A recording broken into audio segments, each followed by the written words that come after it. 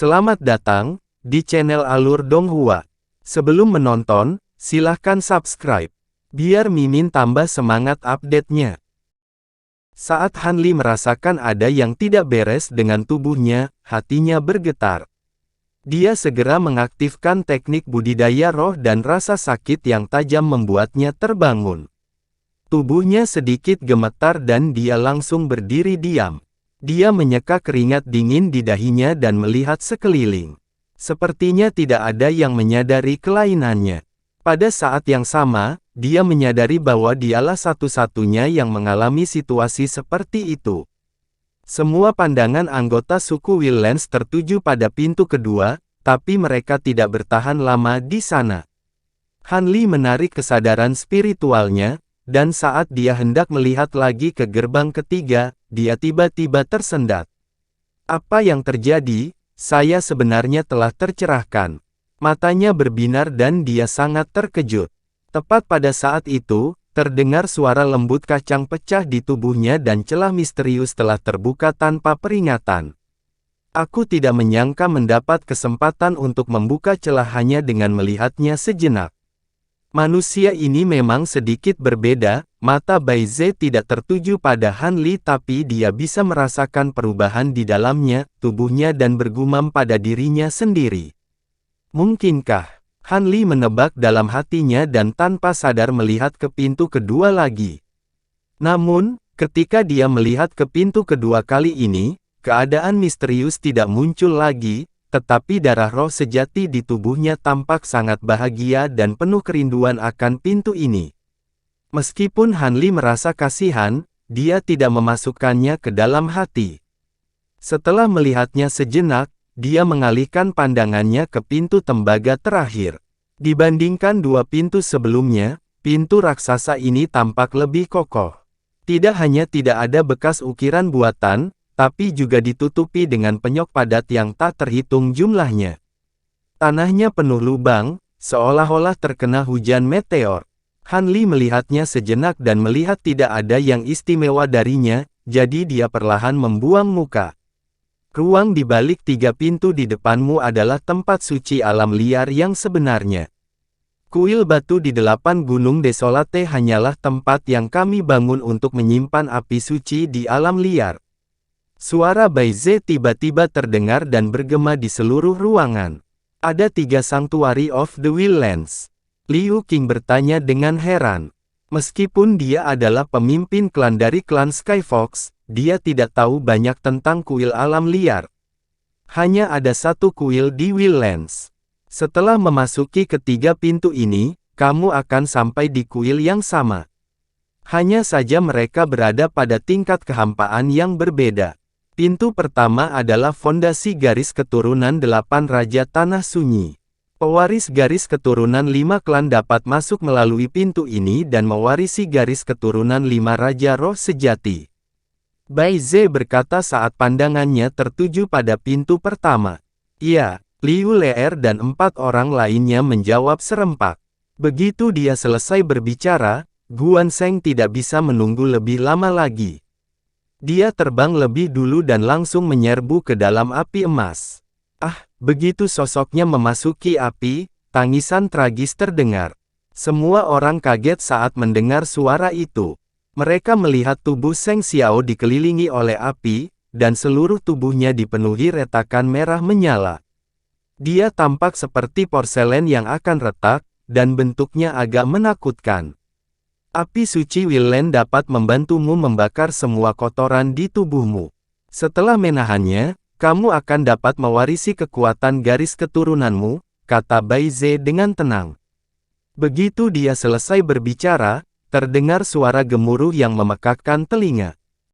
Dalam api emas, tubuh Sheng Xiao mengembang dengan cepat dan hampir seketika berubah menjadi kera besar dengan wajah putih dan tangan kosong. Dia memiliki tanduk tajam di kepalanya dan taring di mulutnya. Dia menabrak gerbang tembaga terlebih dahulu, dan cahaya keemasan memancar dari tubuhnya saat dia menghilang ke dalam gerbang. Melihat ini, Tuan Muda Klan Rungwu melengkungkan bibirnya menjadi senyuman. Dia melompat dan juga masuk. Mengikuti dari belakang, Liu Leer dan Yuan Sanbai juga melompat dan memasuki api emas. Xiao Bai adalah orang terakhir yang memasuki api. Saat raungan terdengar dalam nyala api, beberapa dari mereka berubah menjadi bentuk aslinya. Seperti Seng Xiao, mereka menabrak pintu tembaga dan menghilang. Ketika kebisingan yang ditimbulkannya menghilang, seluruh alun-alun menjadi sunyi. Kalian semua bisa berkultivasi di alun-alun ini. Meski aura daging di sini tidak sebaik di kuil suci Wildlands, itu tetap memberikan manfaat besar bagi kalian. Manfaatkan kesempatan ini dan hargai, kata Bai Ze. Mendengar ini, semua orang duduk bersila dan berencana untuk mulai berkultivasi. Yang mulia, karena pintu pertama adalah tempat pewarisan garis keturunan, bisakah kita memasuki dua pintu lainnya? Pasti lebih baik berkultivasi di sana daripada di sini, bukan? Pada saat ini, pemimpin kera hantu punggung putih tiba-tiba bertanya. Begitu dia mengatakan ini, semua orang menoleh. Bahkan mereka yang tidak berani memiliki harapan yang berlebihan sekarang memiliki harapan yang lebih besar. Mereka berlima dipilih berdasarkan garis keturunan. Dengan perlindungan garis keturunan Raja Roh Sejati, mereka bisa memasuki pintu raksasa. Kamu pikir kamu ini siapa? Jika Anda tidak takut mati, Anda bisa mencobanya. Mari kita lihat apakah Anda dapat membuka pintu itu. Bai Ze berkata dengan acuh tak acuh. Aku terlalu sombong. Aku tidak berani. Pemimpin kera hantu punggung putih gemetar dan menciutkan lehernya. Baiklah, kalian semua bisa berkultivasi di sini. Saat mereka berlima kembali dengan membawa garis keturunan, aku akan membuka kembali gerbang darah Shuro dan membawa kalian keluar, kata Bai Ze tanpa memandangnya. Baik, Yang Mulia, jawab semua orang serempak. Pada saat ini, terdengar suara sumbang, Yang Mulia, saya ingin mencoba. Begitu kata-kata ini keluar, semua orang terkejut. Mereka berbalik dan melihat bahwa orang yang berbicara adalah manusia yang paling mereka benci, Han Li. Bajingan, jangan memaksakan keberuntunganmu, pemimpin kera hantu punggung putih menjadi marah dan dimarahi. Anggota klan lainnya juga mengutuk. Bahkan Husan dan Li Qima menggelengkan kepala. Mereka merasa Han Li terlalu gegabah. Saya ingin mencoba memasuki pintu kedua. Saya ingin tahu apakah Yang Mulia dapat mengabulkan permintaan saya. Han Li tidak memperhatikan mereka. Dia mengepalkan tinjunya dan berkata lagi. Anda telah melakukan banyak kebaikan untuk Wildlands. Jika Anda ingin mencobanya, tidak ada salahnya. Namun, saya ingin mengingatkan Anda bahwa pintu ini tidak biasa. Ada banyak jenis roh sejati di Wildlands. Alasan mengapa kami berdelapan bisa menjadi Raja Roh Sejati terkait dengan ruang di balik pintu ini, kata Bai Ze sambil mengerutkan kening. Di balik pintu kedua adalah tempat di mana 8 Raja Roh Sejati berkultivasi dan berlatih. Tidak akan mudah untuk melewati pintu ini. Kamu bahkan mungkin tidak bisa melewati kebakaran hutan hanya dengan sedikit garis keturunan kera gunung raksasa di tubuhmu dan tubuh manusiamu. Apakah kamu benar-benar ingin mencobanya? Bai Ze terus bertanya. Kali ini, tidak hanya yang lain yang terkejut, bahkan Han Li pun ragu. Bisakah dia benar-benar memasuki tempat di mana 8 Raja Roh Sejati menjadi Raja Roh Sejati? Namun, dia segera mengambil keputusan dan berkata, saya ingin mencobanya. Tolong kabulkan permintaan saya, Yang Mulia. Alasan mengapa dia berani mengambil risiko ini adalah karena garis keturunannya, yang memberinya kepercayaan diri. Di sisi lain, dia ingin meningkatkan kekuatannya secepat mungkin. Sangat penting baginya untuk menyelamatkan Jin Tong nanti. Bai Ze ragu-ragu sejenak dan berkata, karena kamu sudah mengambil keputusan, silakan. Terima kasih. Han Li mengepalkan tangannya dan berkata, di antara kalian, jika kalian sadar, kalian juga bisa memasuki pintu ini melalui api Wildlands. Namun, kalian akan bertanggung jawab atas semua konsekuensinya. Baiklah, Anda harus meluangkan waktu untuk berkultivasi. Setelah mengatakan itu, sosok Bai Ze melayang melewati dan langsung melewati pintu darah Shuro. Melihat ini, semua orang saling memandang sebentar dan kemudian memusatkan pandangan mereka pada Han Li. Mata Han Li sedikit menyipit dan dia dengan lembut mengeluarkan seteguk udara kotor. Dia berjingkat dan langsung bergegas menuju Will-Lance Flames. Hamparan luas api emas tiba-tiba melonjak, membanjiri seluruh tubuh Han Li. Dia ingin bergegas langsung ke pintu kedua dalam satu tarikan napas, tetapi saat dia memasuki api, dia dikelilingi oleh rasa sakit yang membakar. Seluruh tubuhnya terjerat gumpalan api dan langsung ditarik ke bawah. Dia berjuang untuk bergerak maju, tetapi hanya merasa seluruh tubuhnya ditekan oleh 8 pegunungan desolate dan dia tidak bisa bergerak 1 inci pun. Pada saat yang sama, di bawah nyala api, darah di tubuhnya tampak mendidih dan melonjak deras di nadinya. Setiap kali ia mengalir ke meridian jantung, rasanya seperti genderang besar yang ditabuh dengan kencang, mengeluarkan serangkaian suara, bang-bang, yang keras. Han Li bukan satu-satunya yang bisa mendengar suara ini. Bahkan orang-orang di luar pun bisa mendengarnya. Dia terus berseru dalam hatinya, mencoba memanggil Essence Flame Firibird untuk melindunginya. Pada akhirnya, meskipun Essence Flame Firibird merespons, sepertinya ia tersegel di dalam tubuhnya dan tidak bisa keluar. Anak laki-laki ini benar-benar mencari kematian. Raja telah mengatakan bahwa tanpa perlindungan garis keturunan Raja Roh Sejati yang kuat, sulit untuk lulus ujian api Will-Lance. Tapi dia masih ingin mencoba, pemimpinnya dari suku King Yuan berkata sambil tersenyum. Hehe, aku sudah lama tidak menyukainya. Yang terbaik adalah dia mati di sini, pemimpin suku kera bersenjata panjang menggema.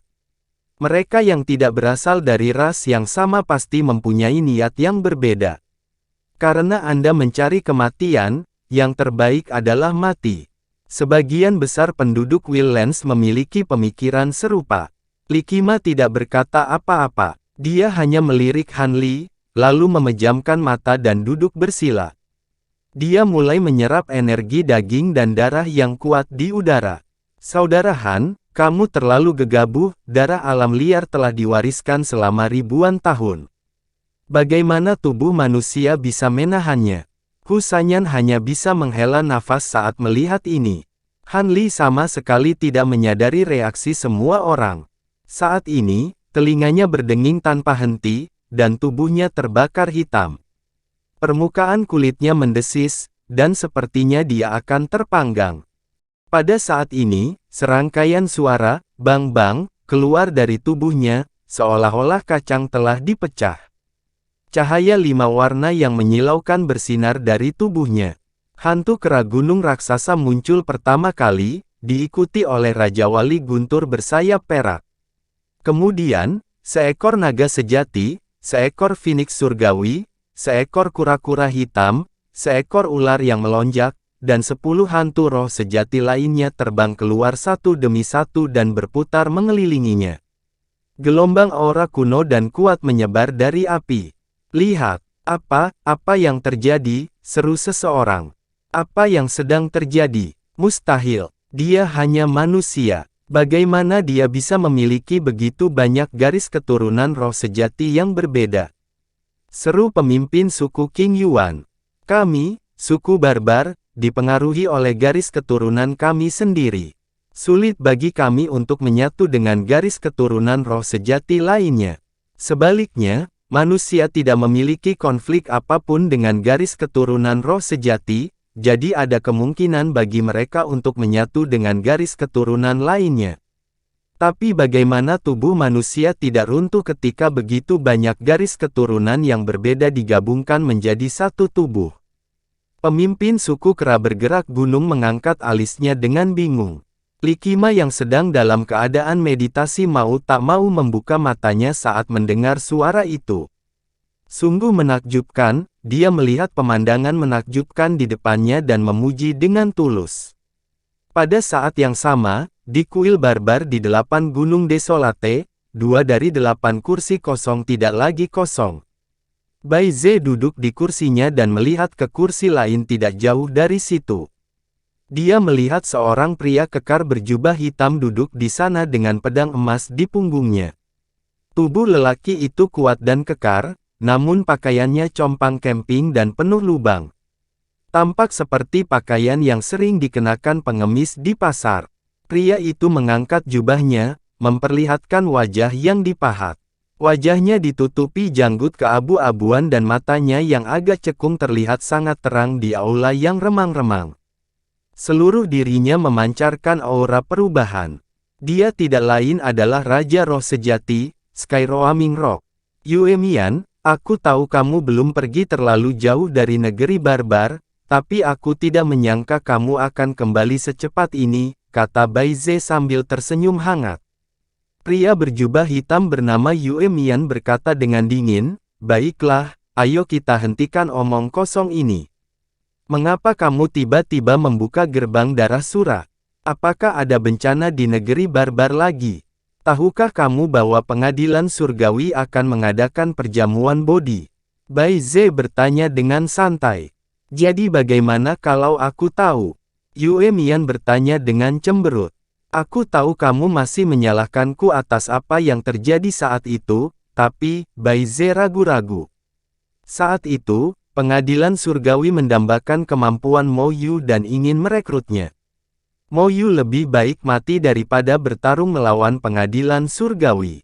Pada saat itu, Anda menggunakan situasi hutan belantara untuk menahan kami dan tidak membiarkan kami melawan pengadilan surgawi. Apa yang terjadi pada akhirnya?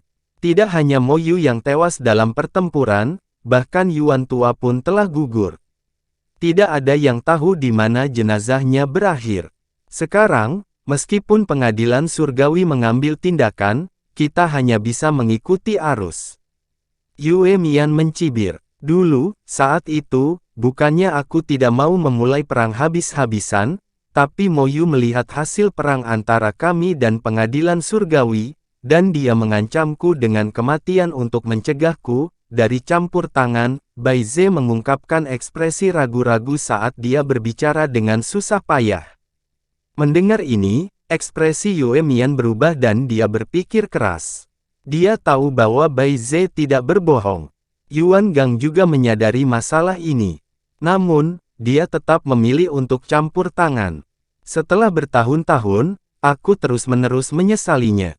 Namun, penyesalan sudah tidak ada gunanya. Bai Ze menghela nafas berat dan berkata, memang tidak ada gunanya. Yue Mian menghela nafas dan bangkit untuk pergi. Bi dan Zhu Yan juga telah jatuh. Di seluruh hutan belantara, hanya kamu, aku, dan Luo yang tersisa, kata Bai Ze. Saat dia mengatakan ini, tubuh Yue Mian membeku di tempat. Hanya kita yang tersisa, gumam Yue Mian sambil berbalik untuk melihat Bai Ze. Sekarang gerbang darah Shuro telah dibuka kembali, dan kuil alam liar telah muncul kembali. Saya juga telah mengumpulkan keturunan garis keturunan mereka dan memerintahkan mereka untuk memasuki kuil untuk mewarisi garis keturunan Raja Roh Sejati lainnya. Saat ini, kita perlu waktunya bagi mereka untuk tumbuh.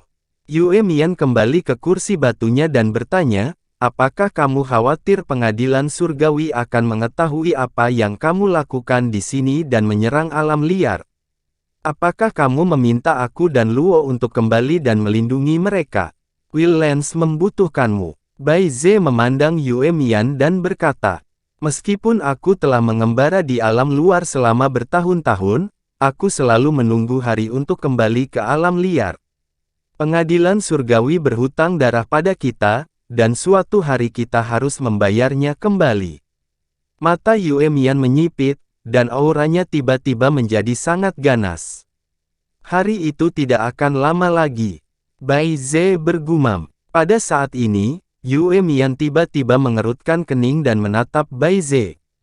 Menarik, kamu harus datang dan melihatnya juga. Bai Ze juga merasakan sesuatu dan berkata. Dengan itu, dia melambaikan tangannya, dan gelombang api emas menyebar di depan mereka berdua. Yang muncul dalam kobaran api adalah sosok Han Li. Dia dikelilingi oleh bayang-bayang roh sejati, dan mereka dipenuhi dengan cahaya. Manusia biasa sebenarnya punya begitu banyak garis keturunan roh sejati. Bahkan Yuan tua dan aku pun memilikinya, kata Yue Mian, sedikit terkejut. Tidak hanya itu, dia juga menanyakan garis keturunan-keturunan Bi dan Zuyan kepadaku, kata Bai Ze sambil tersenyum pahit. Begitu dia selesai berbicara, botol giok putih kecil tiba-tiba terbang keluar dari tubuh Han Li dan meleleh dalam api emas. 2 butir darah keluar dan berubah menjadi kabut berdarah di udara, langsung menyatu dengan tubuhnya yang hangus. Saat 2 tetesan darah roh sejati memasuki tubuhnya, metode budidaya transformasi 12 kebangkitan Han Li secara otomatis diaktifkan. Cahaya berwarna darah keluar dari tubuhnya, dan tubuhnya tanpa sadar mengembang dan berubah. Suatu saat, dia berubah menjadi kera raksasa dengan rambut putih dan kaki telanjang, dan saat berikutnya, dia berubah menjadi harimau raksasa dengan ekor dan sayap yang panjang. Aura di tubuhnya juga berfluktuasi, dan sepertinya sangat tidak stabil. Jika ini terus berlanjut, saya khawatir dia akan meledak dan mati. Yue Mian sedikit mencondongkan tubuh ke depan dan berkata sambil mengerutkan kening. Itulah bagian cerdasnya, Bai Ze berkata sambil tersenyum. Begitu dia selesai berbicara, berbagai bayangan roh sejati yang terbang di sekitar Han Li terbang kembali dan memasuki tubuhnya satu demi satu. Cahaya 5 warna yang menyilaukan segera bersinar dari tubuhnya. Kemudian, tubuh Han Li bergerak lebih cepat, dan dia benar-benar menunjukkan ke-12 roh sejati satu kali.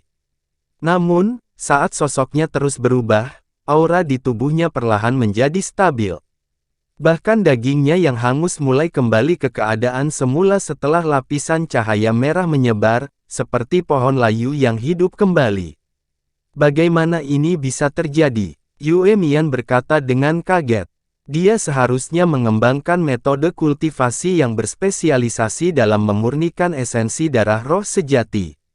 Ini sangat mengesankan. Melihat auranya, dia seharusnya hanya kekurangan 2 garis keturunan roh sejati, dan sekarang dia telah menyelesaikannya, kata Bai Ze dengan kagum. Kalau begitu orang ini, Yue Mian mengerutkan kening dan bertanya. Aku sudah menyelidikinya. Dia bukan musuh kita, tapi keberadaan yang akan membuat pengadilan surgawi pusing. Bai Ze berkata sambil tersenyum. Jadi maksudmu kamu membiarkan dia menyelesaikan fusi garis keturunan di kebakaran hutan untuk membantunya menyempurnakan garis keturunan dan tubuhnya. Yue Mian mengerutkan kening dan bertanya. Tidak hanya itu, kita mungkin bisa belajar dari metodenya dalam menyempurnakan garis keturunannya. Alasan kenapa aku mengizinkannya melakukan itu adalah agar 16 klan liar melihatnya.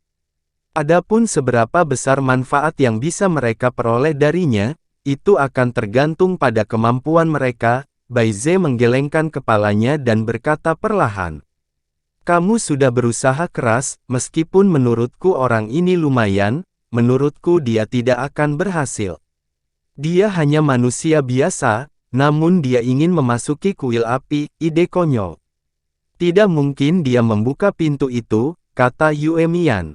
Kurasa tidak. Alasan mengapa dia membuat permintaan itu sebelumnya bukan karena dia melebih-lebihkan dirinya sendiri. Sebaliknya, itu karena garis keturunan di tubuhnya bereaksi dengan pintu aula suci. Kalau tidak, mengingat karakternya, dia akan melakukannya, tidak membuat permintaan gegabah seperti itu. Bai Ze menggelengkan kepalanya setelah mendengar ini dan tidak setuju. Begitu dia selesai berbicara, Yue Mian tiba-tiba berseru, nadanya penuh kejutan.